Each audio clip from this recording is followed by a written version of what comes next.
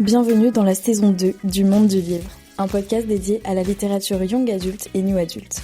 Entrez dans ma bibliothèque, je suis Mévéna et je suis ravie de vous accueillir dans mon univers. Ici, on parle de romans à travers mes recommandations, des critiques de livres, des interviews d'auteurs, mais aussi des échanges avec des lecteurs passionnés autour de débats. Alors installez-vous confortablement et plongeons ensemble dans mon monde rempli de livres.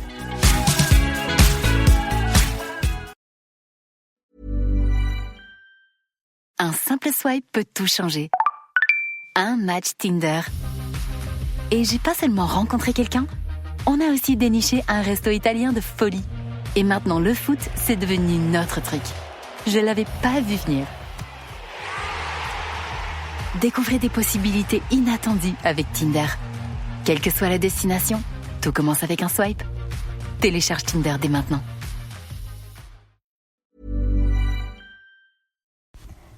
Bonjour tout le monde et bienvenue dans le monde du livre. Je m'appelle Mévéna et aujourd'hui dans ce premier épisode, je vais vous parler de mes recommandations du mois de février. Donc prenez un petit thé comme moi, j'ai un petit thé actuellement, et laissez-vous emporter par ce podcast. Donc, ce mois-ci, j'ai lu 3 livres, ou plutôt une trilogie. C'est pour ça que l'épisode il risque d'être assez court. Il s'agit de Witch and God de Liv Stone. Donc je vais commencer par vous parler un petit peu des thèmes abordés et après je vais vous résumer chacun des 3 livres, parce que vous le verrez, ils sont un petit peu particuliers. Donc les thèmes abordés dans ces livres, ça va être la mythologie grecque, le mariage arrangé, la romance, les sorcières et les divinités olympiennes. Je vais d'abord donc résumer l'histoire de chaque tome avant de vous donner mon avis pour chacun des livres, parce que donc comme je l'ai dit, l'histoire elle suit pas vraiment le même fil au fil des tomes en fait, et vous verrez ce que je veux dire en écoutant la suite. Donc, dans le premier tome, on suit l'histoire d'Ella, qui est la seule sorcière née sans don et qui suit ses études dans le monde des humains à l'écart de sa communauté. Depuis toujours, les dieux et les sorcières se détestent, mais c'est pire depuis la guerre entre Zeus et Hécate. Donc, lors de cette guerre, Hécate est morte et les sorcières voient leur pouvoir s'amenuiser. Quant aux dieux, ils sont contraints de vivre sur Terre, puisqu'ils ont été chassés de l'Olympe suite à un sort qu'Hécate a lancé. Cette année encore, donc, Ella va assister aux côtés de ses sœurs à la fête de la communauté des sorcières. Mais donc cette édition va s'avérer particulière puisque les sorcières et les dieux ont décidé de faire cesser le conflit qui perdure entre eux depuis des décennies. Pour sceller cette paix, les sorcières et les dieux ont décidé d'organiser un mariage entre 2 représentants de chacune des communautés. Ella est outrée lorsqu'elle apprend que c'est sa sœur Méoré qui a été choisie. Et lorsque Zeus présente le futur marié, la communauté des sorcières s'aperçoit qu'il s'agit de Démos, donc le dieu de la terreur, donc un jeune homme arrogant et froid, mais ce dernier va bouleverser les choses en désignant Ella comme sa future épouse. Ils vont donc être forcés de cohabiter, mais c'est sans compter les véritables intentions des 2 camps concernant ce mariage. Je vous en dis pas plus pour ne pas vous spoiler, et je vais tenter de vous résumer également les autres tomes par la suite, mais je vais d'abord vous donner mon avis. Dans ce premier tome, Witch and God il présente une intrigue qui combine assez habilement des éléments de romance, mais aussi de fantaisie et de mythologie grecque. L'un des points forts du roman pour moi, ça va vraiment être la construction des personnages, puisque Ella elle est présentée comme une héroïne attachante, pleine d'optimisme et de détermination, malgré ses failles. Et son évolution tout au long de l'histoire est très bien développée, et le lecteur, pour moi, je me suis vraiment beaucoup identifiée à ce personnage, puisqu'elle est vraiment décrite comme quelqu'un de très douce, elle est vraiment très gentille. Et voilà, pour moi, quand on lit ce livre, on ne peut que s'y attacher et la soutenir dans ses choix. Démos, lui, de son côté, c'est un personnage complexe qui va être assez tiraillé entre ses obligations envers sa famille et ses sentiments naissants pour Ella. Son mystère et sa dualité, ils ajoutent une profondeur assez intéressante à la romance. Et finalement, en fait, ce qui va les rapprocher tous les deux, c'est la solitude, le sentiment de solitude qu'ils ressentent tous les deux vis-à-vis de leur famille. Aussi, un point fort, ça va être la narration interne, puisqu'elle est centrée donc principalement sur les pensées d'Ella. Ça permet une immersion assez totale dans l'histoire, et on arrive à ressentir ses émotions, ses doutes et ses espoirs, ce qui va renforcer pour moi l'impact émotionnel de l'histoire. Malgré, on doit l'avouer quand même, des fois des rôles assez clichés comme l'héroïne naïve et le protagoniste arrogant. L'autrice elle parvient quand même à leur insuffler assez de nuances, je trouve, pour les rendre crédibles et attachants. Mais je comprendrais que ce genre de personnage cliché ne puisse pas plaire à tout le monde. Donc l'univers de Witch and God c'est également un élément majeur de l'histoire, puisque c'est la fusion entre la mythologie grecque et les sorcières de la mythologie et le monde actuel qui va créer un cadre assez riche où va se dérouler l'action. Et c'est vrai que les sorcières de la mythologie ne sont pas forcément développées dans les histoires où on rencontre de la mythologie finalement. Et je trouve que l'autrice parvient assez bien à intégrer ces éléments de manière cohérente et immersive. Et ça offre une toile de fond assez captivante dans l'intrigue principale, je dirais. Cependant, je peux tout de même souligner quelques réserves concernant certains aspects du roman. Déjà, certains passages ils peuvent sembler un peu mièvres ou jeunes dans leur traitement, ce qui va créer parfois, je trouve, un petit décalage avec l'univers de l'histoire, puisque quelquefois l'écriture peut être assez enfantine. De plus, bien que la romance soit bien dosée dans l'ensemble, on peut noter quand même que c'est assez prévisible l'évolution de la relation entre Ella et Demos. Et aussi, il faut noter que en fait, la romance, c'est vraiment, pour moi, l'intrigue principale de l'histoire, en fait. Tout l'univers des sorcières, des dieux et des tensions entre les deux, ça vient plutôt en second plan. Donc si vous voulez l'acheter en pensant que ça va être un tome rempli d'action, que la romance fasse partie de cette intrigue principale et soit une intrigue secondaire en fait, vous risquez d'être un peu déçu quand même. Mais bon, moi ça m'a pas dérangé. Après chacun son avis. Mais malgré ses défauts mineurs, pour moi, Witch and God, ça reste un roman assez captivant qui va offrir une lecture agréable. Et je trouve qu'il y a quand même un mélange assez réussi entre la romance, la fantasy et la mythologie. Et pour ceux qui aiment ce genre d'histoire, ça peut vraiment vous intéresser. Les personnages ils sont bien développés, et l'univers il est assez riche, l'intrigue aussi, donc ça en fait une lecture assez recommandée pour ceux qui cherchent une escapade dans un monde avec de la magie, des dieux, etc. Donc passons au tome 2. Alors une chose qui m'a énormément surprise par rapport au tome suivant, c'est que ce n'est plus Ella la narratrice. En fait, dans le tome 2, on suit les aventures de l'aînée Circé, et dans le troisième tome, celle de la cadette Méoré. Et on comprend donc en lisant les quatrièmes de couverture que chacune des sœurs va finalement finir par tomber amoureuse d'un dieu. Donc dans le second tome, comme je vous l'ai dit, on suit les aventures de Circé. Donc elle est destinée à devenir la guide de sa communauté et sa relation avec le dieu Hermès qui a été brièvement développée dans le tome 1 évolue et on retombe, comme dans le premier tome, dans une sorte d'enemies to lover. Donc Circé elle a pas le temps de songer à sa relation ambiguë avec le dieu ni au baiser qu'ils ont échangé au début du livre. Et pourtant, elle ne nie pas qu'elle a des sentiments pour lui, puisque cela remonte à son adolescence où elle avait un petit crush sur lui, vite touchée par la tendance un peu playboy du dieu. Mais même si elle sait qu'elle éprouve encore de profonds sentiments pour Hermès, elle ne fait rien pour lui montrer, et sûrement parce qu'à chaque fois, en fait, le dieu, après sembler se rapprocher d'elle, il fait ou va dire quelque chose qui va la blesser, préfère alors laisser leur relation où elle était plutôt que de tenter autre chose, jusqu'à ce que le pire arrive, puisque un jour, elle est prise d'une vive douleur à la poitrine et elle assiste à sa propre mort. Sous le choc, la jeune sorcière va se retrouver face à Hermès qui va être chargé de la guider jusqu'aux enfers. Les deux compagnons vont donc commencer une aventure aux enfers où les relations entre les morts et vivants sont strictement interdites. Ils vont donc se rapprocher vis-à-vis de cette aventure, mais Circé est bien déterminée à revenir dans le monde des vivants et Hermès à comprendre le mystère qui entoure sa mort. Je vous en dis pas plus, puisque ça c'est vraiment les éléments qu'on va retrouver dans la quatrième de couverture. Mais bon, le deuxième tome de la série, il nous plonge un peu plus profondément dans l'univers créé par Livestone. Et cette fois, l'histoire elle va se concentrer sur Circé, la sœur aînée d'Ella, alors qu'elle se prépare à endosser le rôle de guide pour le futur bébé d'Ella, Médée. Oui, parce que du coup, dans ce tome, je ne l'ai pas dit, mais Ella est enceinte. Mais donc, elle va se retrouver confrontée à une série d'événements troublants. Déjà sa mort, et ensuite toute son aventure aux enfers où elle va être accompagnée par Hermès. L'un des aspects les plus intrigants de ce tome, c'est l'exploration approfondie des enfers et de la mythologie grecque qui s'y rattache.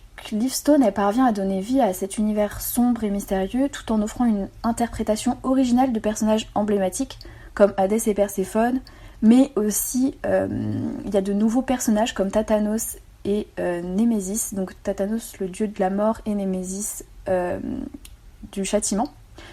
Et ça va enrichir encore l'intrigue et ça va contribuer à élargir l'univers. L'intrigue, elle est également, comme le premier tome, bien construite, avec un rythme assez captivant qui maintient l'intérêt du lecteur, je trouve.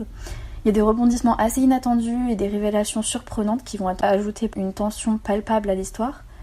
ainsi que des dilemmes moraux auxquels les personnages vont être confrontés. Ça, comme le premier tome, ça va être quelque chose d'assez prononcé. En fait, les personnages sont assez complexes et nuancés tout de même. Également, ce que je peux souligner, c'est que j'ai quand même eu plus de mal à m'attacher à Circé et Hermès, je trouve, qu'à Ella et Deimos dans le premier tome. En fait, je pense que c'est parce que, en ayant lu le premier tome, j'avais pas vraiment regardé les autres tomes, et je m'étais dit que la suite, ça allait être la suite de l'histoire d'Ella et Deimos, et quand j'ai vu que c'était celle de Circé et Hermès, ça m'a un peu surprise, je dois l'avouer. Mais finalement, c'était quand même bien. Mais j'avoue que j'ai quand même préféré le premier tome. Je trouvais que l'histoire de Circé et Hermès était un peu moins... Comme ils se connaissent depuis plusieurs années, on n'a pas vraiment eu le début de l'histoire d'amour que celle d'Ella et Deimos. C'est vrai qu'on a eu tout de A à Z, ça a pu jouer aussi. Donc en ce qui concerne la romance entre Circé et Hermès, elle est développée de manière assez convaincante quand même, avec des tensions et une alchimie entre les deux. Mais donc leur relation elle est assez tumultueuse, mais elle est explorée tout de même avec une certaine sensibilité, je trouve. Même si certains lecteurs, je pense, peuvent trouver que leur dynamique est un peu frustrante, puisqu'il y a beaucoup d'obstacles qu'ils doivent surmonter et en fait ils ne se l'avouent presque jamais, ils ont beaucoup de mal à l'avouer tous les deux, leurs sentiments réciproques. Cependant, malgré ses nombreux points forts, ce deuxième tome il n'est pas non plus sans défaut. Certains lecteurs ils pourraient trouver que l'écriture de Livingstone est trop contemporaine pour ce récit. Ce qui peut parfois, comme le premier tome, en fait, ça crée un espèce de décalage. C'est vrai que la plume de l'autrice, je l'ai pas trouvée particulièrement saisissante. En fait, on plonge dans l'histoire assez facilement, mais j'avoue que la plume de l'autrice ne m'a pas plus interpellée. Enfin, je ne l'ai pas trouvée spécialement belle, en fait. Pourtant, ça fait le travail, finalement, on plonge tout de même dans l'histoire, je trouve. Voilà pour le tome 2, je vais passer au troisième volet. Donc le troisième volet de l'histoire, ça va parler donc de Méoré, la cadette, qui va se voir confier la mission de retrouver la baguette de Circé pour... je vais pas vous dire pourquoi, pour pas vous spoiler forcément. Mais donc l'artefact est caché quelque part sur l'île d'Aiaia. Ouais, je suis pas sûre que ça se dise comme ça. Qui est la résidence première des sorcières, qui était perdue depuis des centaines d'années. Et alors que les tensions avec Zeus vont s'intensifier, le dieu va comploter pour forcer Méoré à concevoir une descendance qui pourrait renforcer son propre pouvoir. Et Méoré va refuser de se soumettre à ses plans, déterminé à combattre. Malgré le serment du Styx qui le lie, Zeus va chercher à briser la résistance de Méoré, et donc elle est enlevée et jetée dans les forges d'Héphaïstos, le dieu du feu et des métaux. Elle est donc contrainte à une cohabitation forcée, et ils vont devoir tous les deux surmonter leurs différences. Malgré les tensions croissantes entre les dieux et les sorcières, Méoré va trouver un allié inattendu en Héphaïstos, et leur relation va évoluer alors qu'ils vont lutter ensemble pour échapper aux machinations de Zeus. Donc le troisième tome de la saga, il offre une continuation assez fidèle des forces et faiblesses déjà présentes dans les tomes précédents. En revanche, j'ai remarqué une évolution de la plume de l'autrice, je l'ai trouvée un peu plus prononcée, plus forte en fait. Je sais pas comment expliquer, mais je l'ai trouvée un peu mieux dans le troisième tome. Donc si vous êtes un amateur de romances un peu spicy, alors cette suite pourrait vous séduire. Ah oui, parce que je l'ai pas précisé, mais c'est vrai que les romances sont un petit peu spicy dans les 3 tomes en fait. Donc cependant, pour ceux qui vont chercher plus une intrigue complexe avec des personnages très nuancés, je veux dire une intrigue principale autre que la romance, etc., vous pourriez rester un peu sur votre faim et avoir un goût un peu mitigé sur cette saga. L'une des principales forces de ce tome, ça va résider dans la romance entre Méoré et Héphaïstos, puisque l'auteur va prendre soin de développer leur relation et va nous permettre de découvrir plus en profondeur les personnages et leur dynamique. Les passages intimes entre eux vont être décrits avec une certaine délicatesse, mais ils conservent tout de même une touche de sensualité qui pourrait plaire à certains lecteurs et déplaire à d'autres, remarquez.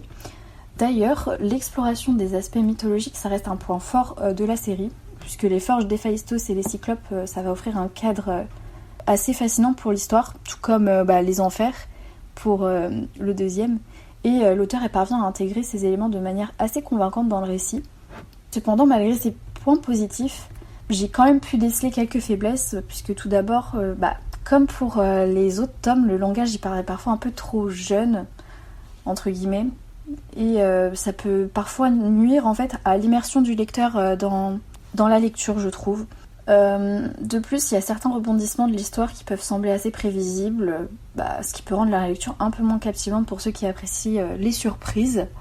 Finalement comme dans les 2 premiers tomes, on va pas se mentir. Mais en outre, la caractérisation de Zeus apparaît comme un point faible, puisque son comportement il est assez caricatural et ses actions il semblent peu crédibles. Et ça peut parfois donner l'impression que l'auteur a manqué d'approfondir le personnage de Zeus, qui pourtant est très important dans les 3 tomes. Et je dois avouer que oui, des fois je l'ai trouvé un peu caricatural, quoi. Et bien que ce 3 tomes il offre une continuation assez satisfaisante à la saga, je trouve qu'il ne parvient vraiment pas à surmonter complètement les défauts des tomes précédents. Donc les fans de romance et de mythologie y trouveront certainement leur compte, mais pour ceux qui cherchent une lecture un peu plus complexe et nuancée, ce tome pourrait laisser un petit goût d'inachevé entre guillemets. Et oui voilà, globalement c'est ça. Après franchement, moi cette saga elle m'a beaucoup plu parce que je suis j'adore la mythologie grecque et les romances. Donc ça m'a vraiment pas dérangé que la romance soit l'intrigue principale des 3 tomes. Et comme je l'ai dit, je trouvais quand même que les personnages étaient assez bien développés.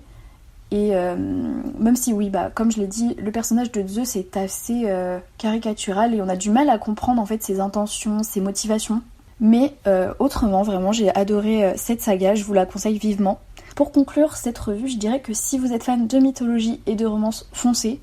Mais gardez bien en tête que l'intrigue principale reste tout de même la romance, même si l'intrigue secondaire prend beaucoup de place également. Et donc voilà, c'est la fin de cet épisode, j'espère qu'il vous aura plu. N'oubliez pas de vous abonner pour ne manquer aucun épisode. Et surtout, n'hésitez pas à partager vos propres expériences de lecture et vos recommandations dans les commentaires. D'ailleurs, dites-moi si vous avez lu Witch and God et ce que vous en avez pensé. Je vous fais de gros bisous et je vous dis à bientôt pour le prochain épisode. Un simple swipe peut tout changer. Un match Tinder. Et j'ai pas seulement rencontré quelqu'un, on a aussi déniché un resto italien de folie. Et maintenant, le foot, c'est devenu notre truc. Je l'avais pas vu venir. Découvrez des possibilités inattendues avec Tinder. Quelle que soit la destination, tout commence avec un swipe. Télécharge Tinder dès maintenant.